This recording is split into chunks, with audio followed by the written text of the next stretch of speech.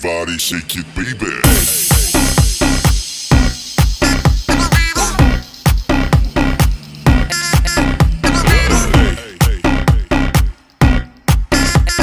Yo, what's up yo, wadidaw kacau du Gusti. Jumpa lagi dengan saya Bayu Prakoso, Brand Manager Milenial di podcast Pak Bayu.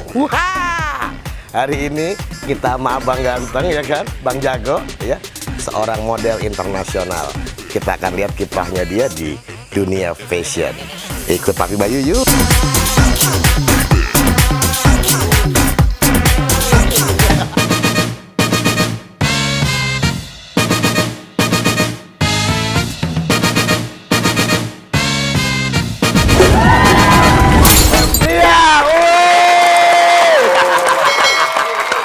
Oke, kita malam ini sekarang ya Mas ya. Sudah menjelang petang. Selamat malam Mas Arbi. Selamat malam juga, Mas apa Bayu. namanya? Penonton podcast Papi Bayu, kita kedatangan model internasional. Luar biasa pokoknya hari ini ya.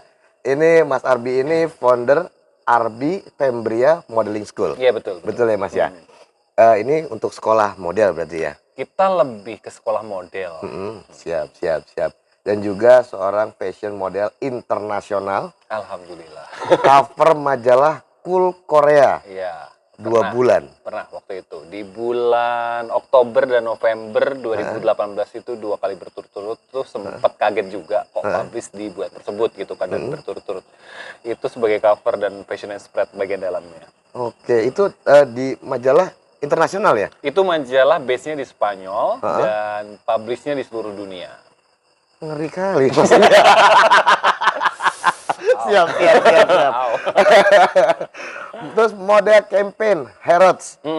Ini apalagi Mas, saya agak blow on kayak gini-gini nih Mas. Jadi itu kayak Harrods itu tuh jenisnya tuh di sini seperti Parkson. ya mungkin Parkson kalau di Indonesia, tapi dia menampung hanya khusus high brand yang Oke. kayak Armani, Versace segala macam dan Chanel itu adanya di situ. Dan kebetulan waktu itu saya terpilih untuk menjadi small campaign sih, nggak big campaign, tapi for me itu kayak achievement tersendiri karena bisa nampang di brand besar itu kan, kumpulan dari brand-brand besar. Oke, itu negara mana Mas? Waktu itu photoshootnya di London tahun 2014 pas saya modeling di London, terus dapat kesempatan itu, ya udah waktu itu tayang di sana selama 2015. Dan memang nabung waktu aku di London itu nabung stok untuk tahun depan, karena aku akhir tahun ya di London itu modelingnya, dan itu begitu balik itu publish semua, dan waktu itu ketika publish semua heboh satu Indonesia, dan waktu itu diundang oleh Esquire gitu untuk ngisi photoshoot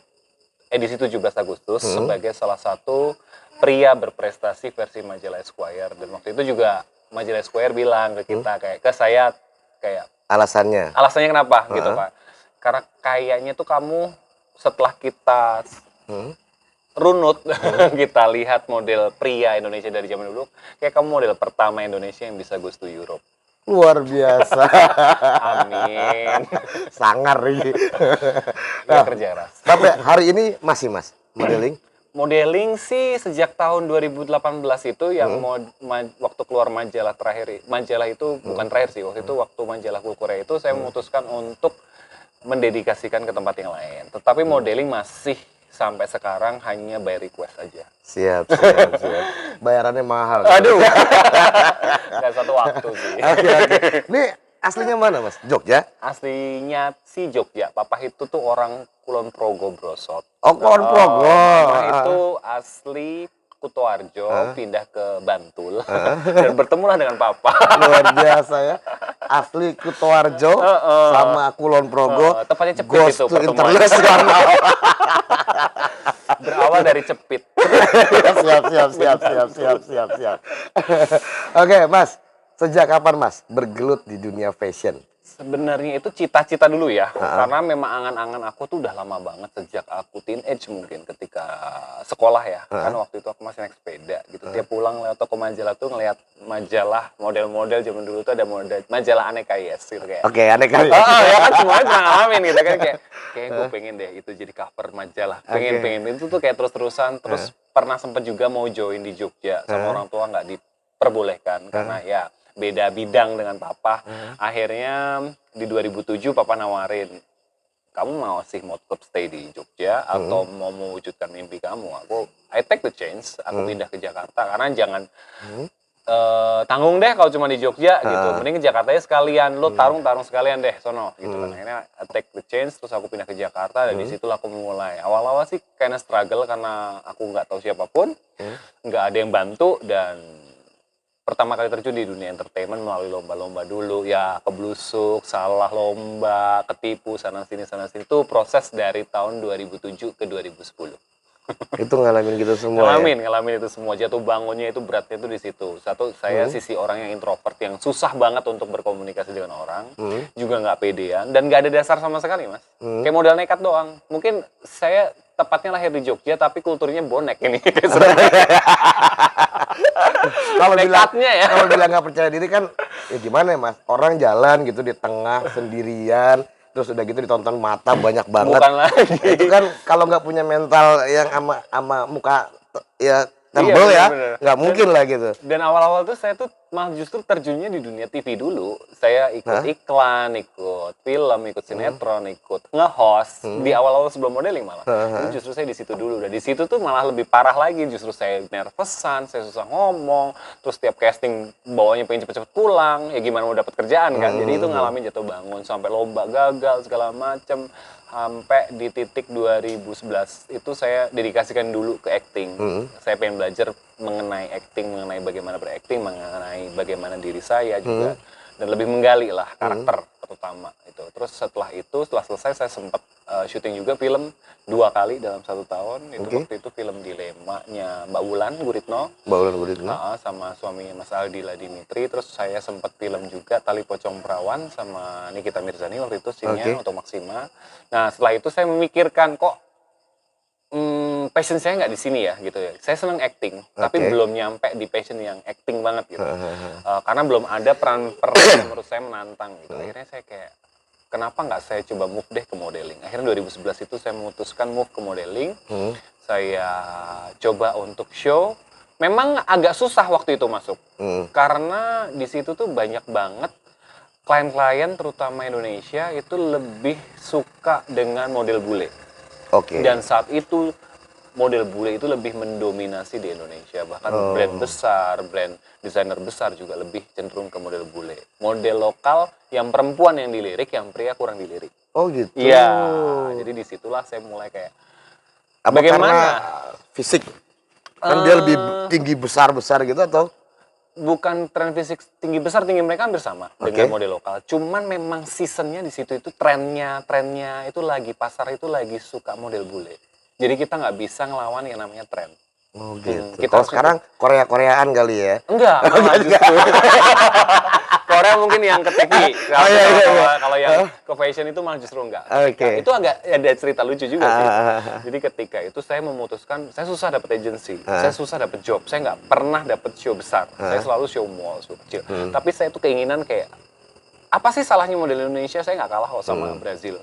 Bahwa kita fisik tinggi sama, kulit sama, cuman bedanya mata dia biru, mata kita hitam gitu kan. Akhirnya saya hijrah ke Singapura. Di Singapura itu saya bertemu dengan salah satu agensi yang sampai sekarang kita malah jadi sahabat, bukan sebagai agensi lagi. Di situ dia mengarahkan saya, you should go to Europe gitu kan. Karena aku bilang kayak, aku pengen berkarir di internasional, aku pengen nunjukin ke Indonesia, ngapain kamu pakai model internasional, sedangkan lokalmu aja bisa masuk ke internasional gitu. Makanya waktu itu kayak, oke, itu tantangan aku. Di situ aku mulai persiapin segala macem. Pertama kali 2012 akhir itu saya sempat ikutan lomba dan itu memenangkan juga juara 1, dikirim ke Korea waktu itu. Untuk Face of Asia, lawan 14 negara. Dan di situ alhamdulillah saya mendapatkan anugerah Best Performance. Luar biasa. 14 negara itu 14 ya. negara. Dan itu saya salah satu dari perwakilan Indonesia yang dapat. Karena waktu itu yang dapat cuma 2 orang dari 5 yang dikirimkan. Dan setelah itu saya balik, saya coba traveling ke beberapa negara tetangga dulu, Singapura, Malaysia gitu. Setelah itu baru deh kita mempersiapkan aiming yang lebih tinggi, yaitu Euro market. Waktu itu saya tuh rencana masuk ke Milan sama ke London, cuman karena visa dan seasonnya lagi off, akhirnya saya fokus di London. Siap. Mas, ini bercanda ya? Nggak apa-apa, jangan bercanda. Belajar dulu atau basicnya ganteng dulu mas? Kalau untuk masuk entertain? Setelah aku jalanin ya, Hmm. saya sadar saya nggak ganteng. Ah masa? Iya, Ganteng yang ya, lebih Mas? ganteng itu banyak. Oke. Sekarang kalau mau nilai kacamata yang namanya ganteng, itu tuh klise semu gitu loh. Itu cuman sebuah asumsi setiap orang. Karena Oke. setiap orang mandang ganteng, cantik itu udah beda lagi. Oke. Mungkin cantik versi Mas Bayu sama cantik versi saya beda gitu kan. Nah, itu udah jadi kacamata yang berbeda. Jadi tujuan kita adalah meningkatkan karakter dulu. Apa sih yang kita punya? Oke. Ya kan? Kalau misalnya kita udah ngerubah segala macam tapi nggak ada karakter, sama aja. Hanya sementara. Jadi karakter yang harus dikuatin. Jadi kayak Di model pun ada karakter? harus ada karakter. Saya kan memang dulu dikenal sebelum rambut seperti ini hitam. Saya kan model pertama Indonesia yang berani daring. Daring untuk merubah warna rambut saya menjadi blonde model. Saya model pertama pria yang berani untuk tampil daring. Nah, di situ tuh waktu 2012 itu ketika saya tampil blonde itu cukup mengagetkan industri fashion Indonesia. Kenapa? Karena model pertama Indonesia nggak main safe. Dan di situ muncul juga sisi-sisi lain. Waktu itu ada Marcel Sastra yang sekarang sebagai host juga. Itu satu angkatan sama saya, tapi dia image-nya adalah tato, full tato. Dan satu lagi Daryl Verhostan waktu itu. Dia androgyn, dia rambutnya cowok tapi rambutnya panjang sepinggang, sepinggul. Kita karakternya tuh beda gitu kan. Nah, di situ desainer-desainer baru itu tertarik dengan keunikan kita. Oh, model Indonesia tuh ada yang unik gitu. Ini London style nih gitu. Ada yang blonde, ada yang tato, ada yang rambut panjang waktu itu. Waktu itu kita sudah mulai dibidik sebagai kayak new face yang dilirik oleh industri fashion. Melawan pakem Iya, yang melawan ada pakem. gitu ya. Nah, disitulah akhirnya saya terus aja berkarya. Kita berkompetisi sehat dengan teman-teman itu. Kayak kita show ini, show ini, show ini. Dan tanpa sadar itu industri fashion yang tadinya mengidolakan bule, melirik yang lokal. Mulai melirik yang lokal. Ternyata yang lokal itu nggak kalah sama yang luar. Kesetaraan itu mulai terjadi. Kesetaraan itu mulai terjadi dan model-model Indonesia pada tahun tersebut itu seperti Paula Verhoeven, istrinya Mas Baim. Itu kan satu agensi juga sama saya di Apron. Itu sahabat saya, itu satu apartemen. Siap. Dia duluan dikirim sama Apron ke Europe waktu itu, ke Milan tapi. Terus nggak berapa lama Atvina juga nyusul ke Milan. Saya tahun berikutnya saya masuk, tahun berikutnya Ayu Gani yang masuk ke Eropa, ke London juga. Dan baru tuh beberapa model itu goes to Europe semua, teng model lokal. Jadi kita kayak unjuk gigi gitu kan. Memang industri internasional terutama namanya pusat fashion ya, kompetisinya udah bukan kayak temen sendiri atau model bule aja, model seluruh dunia, African, Asian, Chinese, dan disitulah aku mengerti bahwa memang karakter. Kita nggak bisa bilang model Afrika pesek atau kulitnya hitam, memang mereka harus hitam dan pesek, kalau nggak bukan model Afrika. Benar. Model Cina nggak mungkin nggak sipit, malah justru mereka mengidolakan yang matanya segaris. Tapi setiap produk punya nih market lu ini, model lu ini. Tujuannya kan mereka kan juga penjualan kan, setiap produk, setiap brand itu pengen memasukkan, misalnya kayak mereka pengen marketing atau memasukkan brand penjualan itu di daerah Cina gitu kan. Nggak mungkin pakai model bule. Karena notabene buyer semuanya orang-orang Cina. Disitulah karakter dikuatin. Saya termasuk yang mana nih? Ternyata saya waktu itu masuk Melayu Southeast Asia. Waktu itu jadi agak cepat. Dan saya bisa masuk ke Afrika. Bisa masuk ke Afrika. Jadi kita harus kuatin karakter di situ. Terus habis itu setelah saya pulang, sampai di titik keberapa model, sampai junior saya tuh ada kemarin yang sempat juga goes to Europe, sempat jalan juga untuk high brand. Nah, mulai sejak itu justru model bule tersingkir. Yang diutamakan sekarang model lokal.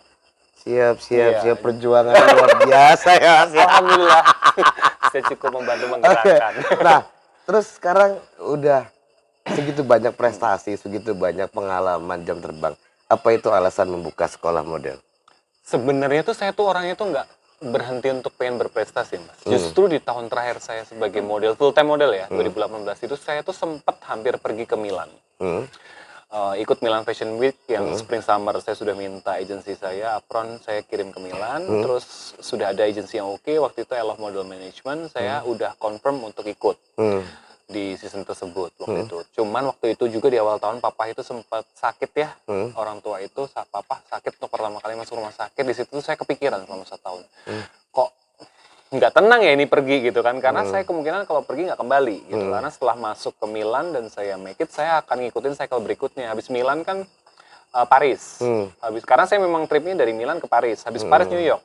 Kalau Milan saya make it, Paris make it, saya pasti ke New York. Habis New York saya balik lagi ke London. Jadi begitu terus nanti saya muter aja ya? Iya, dan saya nggak akan pulang dalam waktu bisa setahun 2 tahun. Nah itu agak lumayan jadi pikiran waktu itu, papa gitu kan, orang tua juga udah pensiun. Terus habis itu akhirnya nggak jadi, batal karena kita visa juga waktu itu nggak dapet.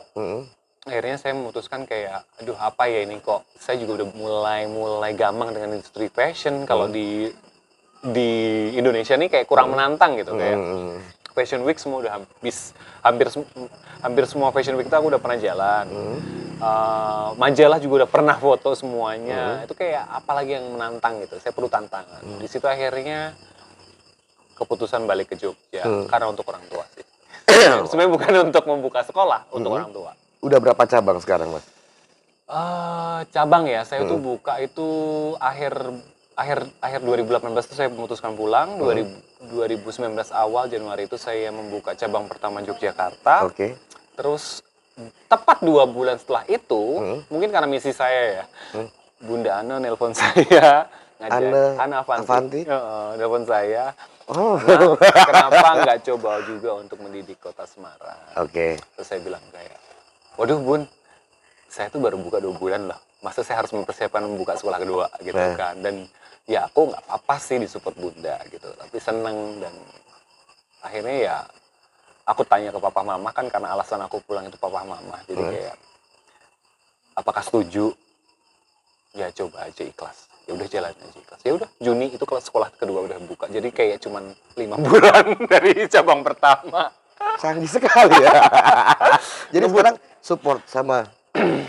Kebetulan sebelum pandemi itu kita disupport sama Bunda. Cuman setelah pandemi ini kan karena banyak banget perubahan ya, akhirnya kita pamit sama Bunda kemarin setelah pandemi. Bun, kayaknya kita berdiri sendiri dulu ya Bun. Ini juga Bunda juga lagi kena pandemi juga, jadi ya nggak apa-apa lah, tapi kita tetap masih sama-sama sih. Dan sebenarnya Jakarta itu justru yang cukup mencengangkan. Saya planning, saya Jakarta udah buka, itu di Januari kita mulai start planning, jadi Juni kita Semarang, Januari sudah planning Jakarta. Dan pas mau launching di bulan Maret, pandemi terjadi dan harus lockdown. Berarti sebenarnya udah 3 cabang? Sudah 3 cabang, cuman yang Jakarta itu namanya beda karena ini kerjasama sama 2 sahabat saya, kebetulan supermodel juga,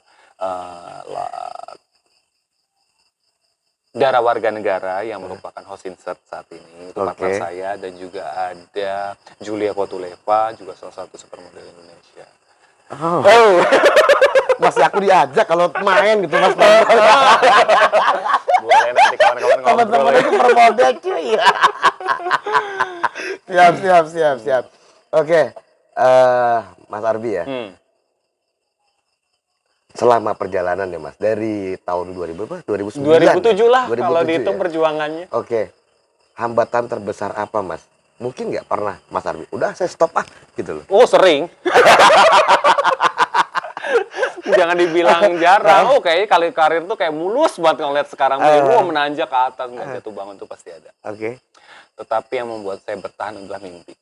Mimpi dasar ketika saya usia belasan itu.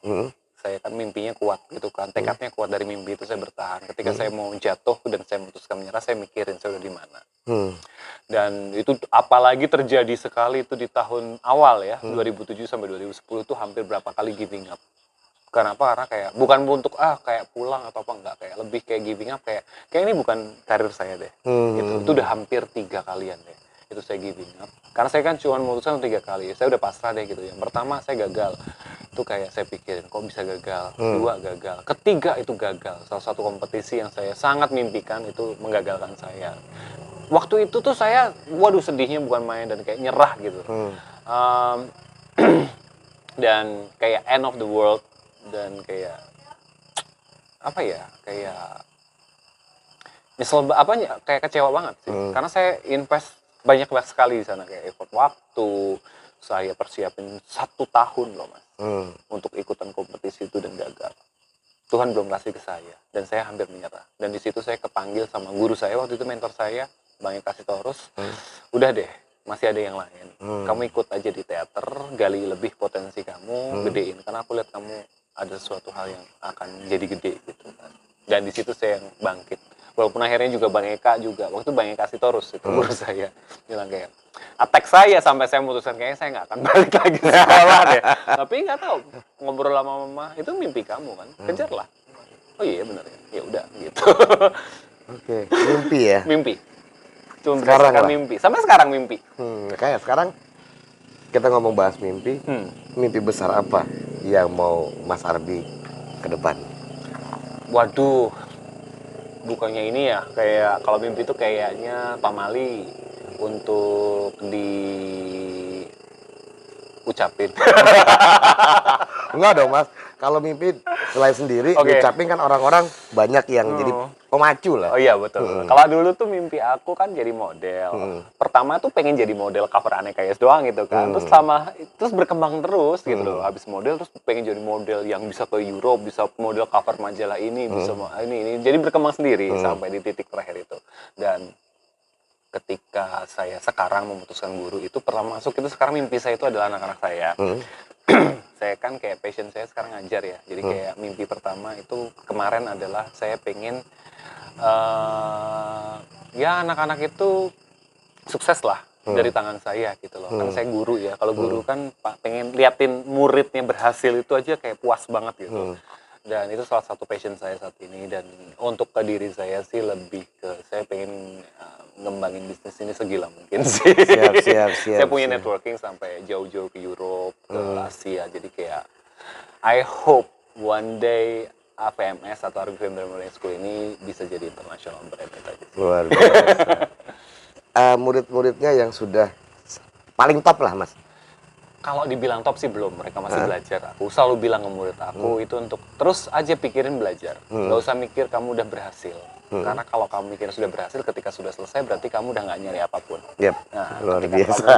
ketika kamu memikirkan mimpi yang itu dan terus asik berlatih, pasti kamu nggak kerasa kamu udah di titik itu. Dan salah satu murid saya yang saya nilai achievement adalah salah satu murid saya batch 2 tuh, gelombang kedua, Mirea namanya. Itu saya memang terketuk dari dia. Dia ikutan kelas saya karena dia pengen bercita-cita menjadi seorang model dari orang tua yang single parent. Dari ekonomi yang saya nilai biasa. Di situ saya bukan menjadi tolak ukur ya. Saya ngelihat dari awal dia masuk sih something. Aku bisa bikin dia sesuatu, tapi kayaknya dia nggak akan jadi lewat tanganku. Hingga aku didik dia sampai lulus, saya selalu bilang ke mamahnya, jangan mikirin duit, honor, hasil, atau apapun. Terus aja belajar. Makin terus belajar, makin bagus kok. Gitu. Mamanya itu percaya banget. Hingga akhirnya foto sudah selesai, saya publish di Instagram saya. Agensi di seluruh Indonesia tuh tertarik sama dia. Padahal anaknya nggak tinggi, hitam, keriting. Di sini natif lah kayak orang-orang Jawa pada umumnya. Tiba-tiba saya yang malah waktu itu berpikiran nih anak harus kemana nih gitu kan. Terus ada agensi Surabaya yang paling top, di Jakarta juga beberapa agensi top mau dia. Sampai saya nemuin satu agensi yang kulon ke saya, Mas Arbi boleh nggak saya ambil? Boleh. Karena saya lihat background beliau itu cocok untuk dia. Dan akhirnya dia diambil, itu dijemput di Jogja spesial ke sekolah, didatengin sama desainer Mas Toton The Label, sama Mas Aryo. Itu jemput Mirea, saya bilang ke mamanya, trust me. Saya bilang, if you believe me, you're gonna be somebody. Luar biasa. Dan selang 1 bulan dia debut untuk Jakarta Fashion Week.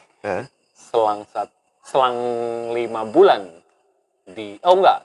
setelah itu dalam perjalanan menuju Agustus ini, dia udah campaign foto-foto gede kayak di Plaza Indonesia, di online segala macem, dan juga dia touchdown di bulan Agustus kemarin cover majalah Dewi. Sangar.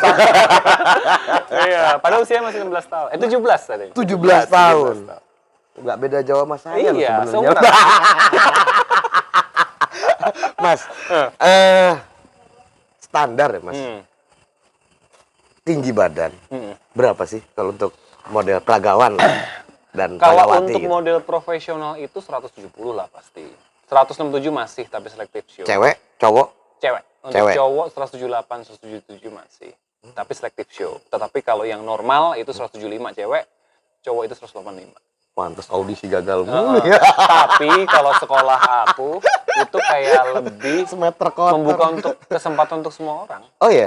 Karena aku bisa ngarahin mereka ke sekarang kan media-media banyak untuk mereka berkarir, nggak kayak zaman dulu mas harus casting harus ke Jakarta. Sekarang banyak untuk unjuk gigi seperti sosial media Instagram, YouTube dan juga ada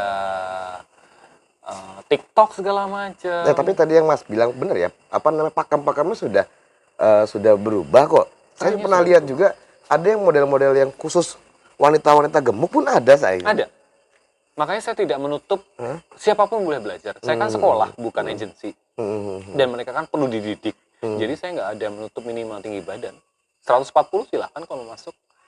Saya akan arahkan ke tempat yang tepat. Saya akan membangun mereka kayak ya kamu 140 atau 150 ya jangan bermimpi untuk di catwalk. Tapi mencari suatu tempat yang bisa membuat kamu besar. Jangan jadi ikan laut yang berenang di ikan tawar. Ya kan?